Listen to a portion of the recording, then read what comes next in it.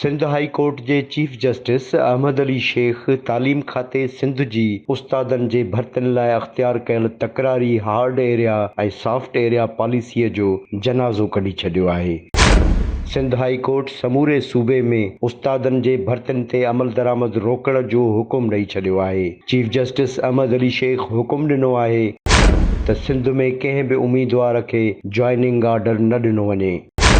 Chief justice Ahmed Ali Shaikh जे सरबराहीअ में सिंध हाई कोर्ट जी ॿ-रुकनी बेंच हार्ड एरिया पॉलिसी ख़िलाफ़ दरख़्वास्त जी ॿुधणी हलाई। Chief justice Ahmed Ali Shaikh remarks में चयो त ही हार्ड एरिया ऐं सॉफ्ट एरिया छा थींदो आहे।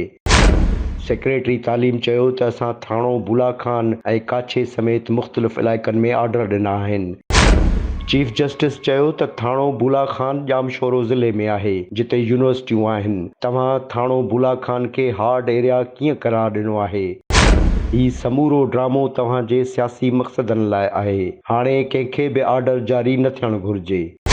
अदालत पारां ॿुधणी अगस्त जे 3 हफ़्ते ताईं मुलतवी कई वई। सिंध हाई कोर्ट जे हुकुम ऐं चीफ जस्टिस अहमद अली शेख जे रिमार्क्स इन हक़ीक़त खे वाइखो करे छॾियो आहे त तालीम वारे वज़ीर सरदार शाह ऐं सेक्रेटरी तालीम पारां उस्तादनि जे भर्तियुनि लाइ मुतारिफ़ करायल हार्ड एरिया पॉलिसी रुगो मनपसंद माण्हुनि खे नवाज़ण लाइ आहे।